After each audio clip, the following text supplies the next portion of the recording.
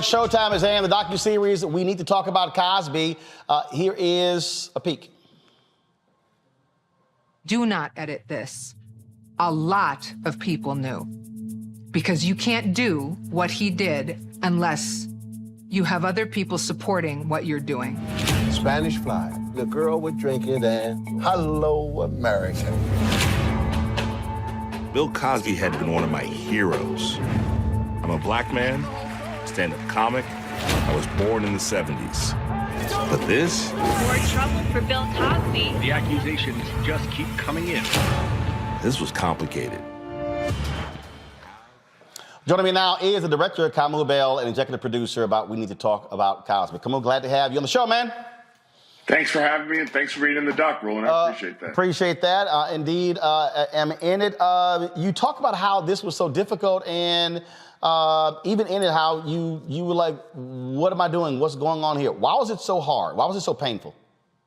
I mean, I think you know this. I mean, it's I'm telling a story of that I'm conflicted about. You know, I grew up as a child of the 70s under the umbrella of Bill Cosby. And then as I grew up in life and heard these stories, I came to believe these women who say he sexually assaulted and raped them. And in the black community, we try to figure out, how do we hold these multiple truths, or do we believe these things, or what do we believe? And I felt compelled to try to invite people to a larger conversation about it through the series, which it seems has worked to some extent. So you came into this obviously with a position. You absolutely believe that the allegations against him are true. Yeah, I mean, I had looked into these things and done my research, and also I have a lot of women in my life who've talking about sexual assault, and they talk about why women don't want to come forward and how hard it is, and all the women who talk about in the series, it doesn't help them to come forward in any sort of cultural way, because it looks like they're tearing down a black man, especially if they're black, which 33% of the women are who have come forward that we know about.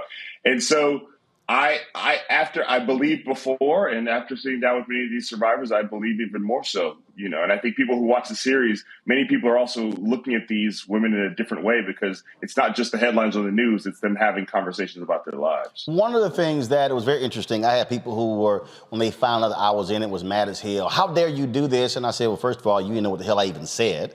And one of the things that some people have tried to say is, oh, Roland, you talked about all the good things that he did. And what I said, and obviously there was a lot that I said that was not included, because you couldn't include all of it. But I was very clear in one part that was included. You cannot talk about Black America in the second half of the 21st century and act if Bill Cosby doesn't exist. The only thing that I probably would like to stay in, when you talk to the woman who did the Black Stuntmen's group, their documentary, I thought they were absolutely idiotic taking Bill Cosby out. You can't have a documentary about this Black Stuntsmen's union and association and take out the very person who actually led to your creation. That was just the dumbest thing in the world. And so you had this overcorrection, if you will. Oh my God, we can't do this here because it's Cosby. But you can't deny what actually happened that was good for black folks. Well, I mean, that's why we wanted to include that story. I think that Noni Robinson is conflicted about it. I mean, she was clear with that in the thing. And I think at the time that she decided to remove the footage, it was in the middle of all these allegations coming forward. The film, as far as I understand, still has not come out. I hope it does. I hope they figure out how to release it in its best form. But I think as this film has shown, this is a difficult thing to talk about. Even if you just want to talk about the good parts of Bill Cosby, everybody doesn't want to hear that. I mean, I think the thing that we've done that people seem to appreciate is that we're talking about all of it. And not everybody has an appetite to talk about all of it, Roland. You know that. How do you answer people? I've already seen these people, man, they sitting here, oh, these are two clout chasers. Oh, he's a sellout. I won't be watching. This man is a traitor to Bill Cosby. All of that. How do you respond to the people who are condemning you, me, and others for saying, how dare you even address this issue? One, I know that this movie is not for everybody. This series is not for everybody. It is not a superhero movie. So if you're not ready to have the conversation, there's plenty of other content for you to watch. But I do know people are appreciating it. Two, I would ask those people, where do you come from in this situation? If you believe none of these women, I just sort of have a hard time. How many need to be true for you to believe these women? I mean, I don't know. It's over 60. And since I've worked on the project, I've learned about more women who haven't come forward because they've seen how poorly the women who have come forward have been treated. So how many do you need to believe that he did this? And on top of that, if you believe these women, why are we prioritizing his voice over theirs? Because isn't some of this about, especially, like I said, 33% of these women are black. Aren't we also about protecting black women, not just black men? Let's go to my panel. Scott Bolden, I'll start with you. Yeah, good evening. I think we're all complex and tortured human beings. It's part of the human condition. How come Cosby has to be one but not the other? Can he be both? Can he be a great actor, comedian, and been very successful, made a lot of money, and still be a deeply flawed individual? I think that's what your movie concept captures, I think. That is definitely what we were. That is definitely what we were trying to capture. I think we have a sense in this society, and this is true across race, that if somebody does good work, then that means they're a good person. And I think what we've learned, not just through Bill Cosby, but through many, many powerful white men, good work does not always mean that you're a good person outside of your work. But you certainly shouldn't ignore that, though. You got to tell the whole story, right? That's exactly. That's what I have. A lot of people who have watched the series who are not fans of Bill Cosby in any way, and yet are take away from the fact that they had no idea what he did for the black stunt industry or how much he focused on education. So I think that that's what we're trying to do that's what I was trying to do, was to tell the whole story. And again, I know that's not for everybody, but I think a lot of Bill Cosby's legacy will be thrown away if we don't figure out a way to talk about it. Robert? Thank you so much for all the work that you've done. We live in a 140-character society right now. Can you kind of describe the difficulty of explaining things in a full, complex, thought-out way when people are so used to simply reading a headline or reading a tweet, and that makes up their entire decision-making, their entire opinion, without having to dive that deep in? What's been the most difficult part of trying to explain to people the complexity of human existence? Well, I learned a long time ago that we're not going to solve humanity's great problems on social media. Sometimes social media can help draw attention to things or help draw attention away from things, but we're not going to solve the problems in a Twitter thread or an Instagram post. We can highlight the problems, but we can't solve them. And you're certainly not going to figure out how people can come together arguing with people on Twitter or on social media. So I have given up that side of it, and I gave that up a long time ago. The way that I want to have this discussion is by inviting people to a project that exists. You can look at it. I've seen black mental health organizations talk about how they're using it. I've heard about universities starting to use it as a way to teach about complicated issues. I think we overestimate social media's ability to solve problems. And also, some people use social media to weaponize their hatred. And that's not a place where I'm trying to focus my attention. Monique Presley, you served as one of the Cosby's attorneys. You're up. I don't have a question or a comment. Okay. Come on. One of the folks asked here in our chat, why release this during Black History Month?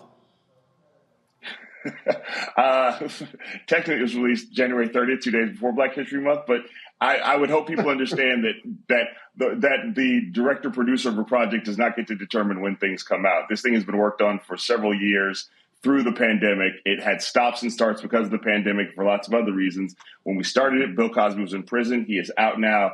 So I can't tell you what the reasoning was before releasing it, while the bulk of it comes out in Black History Month. But again, technically January 30th. You obviously, it's in part 4 where you're almost about to wrap this thing up, and all of a sudden the news comes out in the middle of 2021 that Bill Cosby was released from prison. That certainly threw a monkey wrench in this whole project.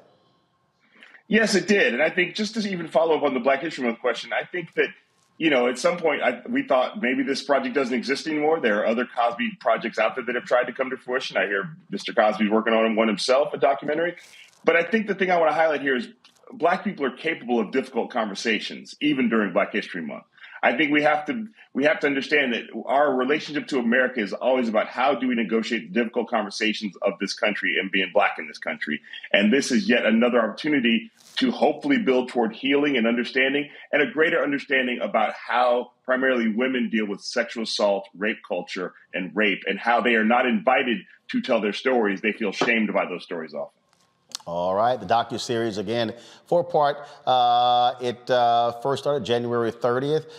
Final episode is tonight, but of course you can watch all 4 episodes on Showtime On Demand and check it out. Kamau, we appreciate you joining us on the show. I know you're shooting a movie right now, so thanks for taking some time out.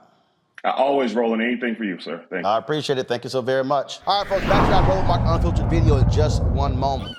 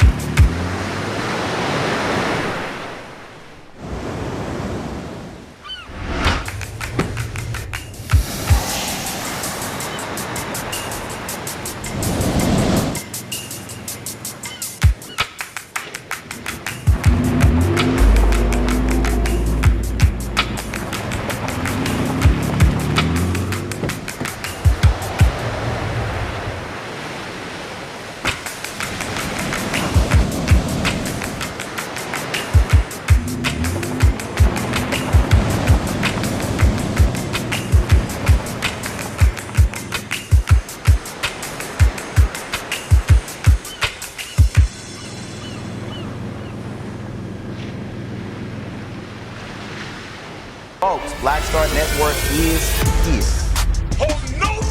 I'm real revolutionary right now. Support this man, Black Media. He makes sure that our stories are told. Thank you for being the voice of Black America, Roland. Stay black. I love y'all. All momentum we have now, we have to keep this going. The video looks phenomenal. See, this difference between Black Star Network and Black-owned media and something like CNN. You can't be Black-owned media and be scared. It's time to be smart. Bring your eyeballs home. You dig?